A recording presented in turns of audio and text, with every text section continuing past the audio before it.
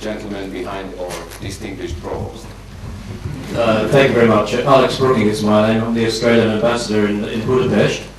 I wondered if I could ask you, Mr. Soros, what you thought the effect of this crisis might be on the euro and on the eurozone as a putative alternative source of financial stability and power and initiative to the United States and the US dollar. Well, you know, when it comes to predicting particular currencies, I always say that I know exactly where they're going, but I'm not at liberty to disclose it. but more seriously, this crisis has pointed out a flaw in the construction of the euro. Namely, you know, there's a central bank, but there is no treasury. And there are certain things that the central bank can do, and there are other things that the treasury can do. And there was a big problem. What do you do when you need to guarantee the financial institutions? Only the treasury can do that.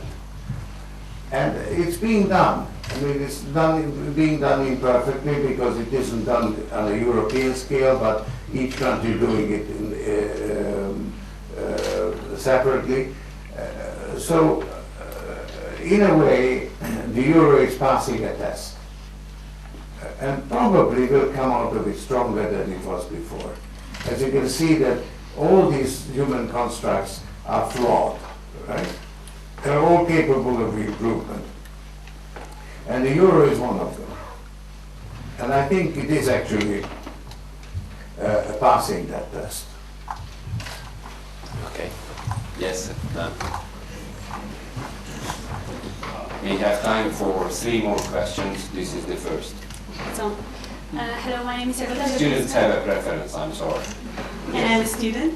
Yes. I wanted to ask if you could share some opinions about the influence of the financial crisis on the food crisis. On the food crisis, food shortage, and obviously it ain't going to be positive, but more about the magnitude of the effect on the relation. Thank you. Well, I mean, food to some extent the same thing applies as to energy. Due to the rise in living standards of the less developed countries, there's a greater demand for food, and then the use of corn for ethanol, which is a pretty inefficient way of dealing with the energy problem, added to that food. So you had a bubble in food prices, which has actually now abated. But certainly you need to improve agricultural production. You take, for instance, Pakistan, that is suffering from food shortage. And you need to provide some food aid, but more importantly, you need to strengthen agriculture, because Pakistan has the capacity to produce food. So that falls into the same category, but maybe less prominently, as development of alternative energies. Okay. Yes, sir. In the back.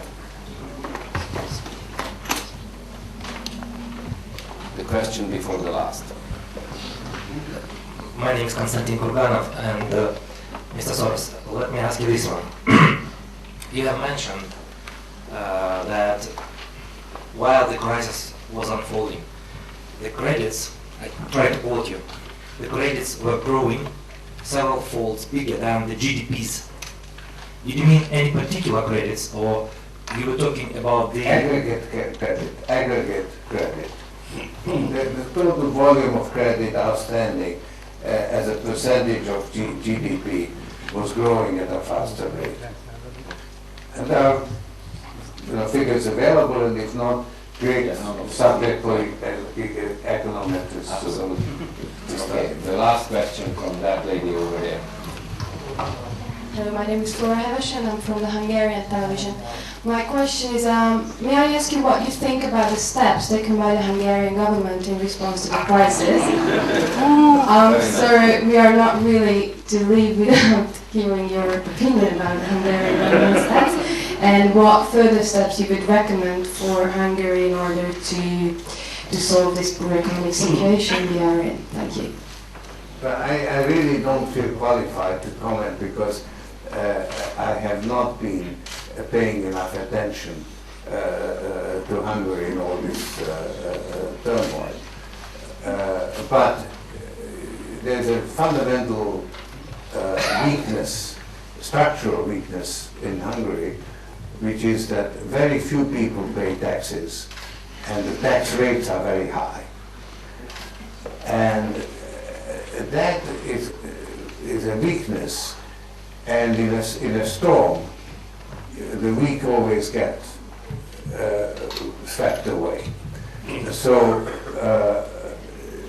I think that it's very difficult politically to tackle that weakness, because if the majority of people don't pay taxes, then to impose taxes on them hurts the majority of people and they will not vote for you, right? And that is why this thing has developed, because both parties have given further and further exemptions until the majority is exempt. And that is a very unhealthy situation. And maybe the current crisis situation may generate the political will for actually dealing with that structural problem, which makes Hungary weak and subject to the storm that is sweeping through the world. Okay, ladies and gentlemen, on that happy note regarding Hungary, on the behalf of the whole audience, I want to thank you very, very much for this very eloquent presentation, your patience, your time, your wisdom, and sharing with us your wisdom. Thank you very much. And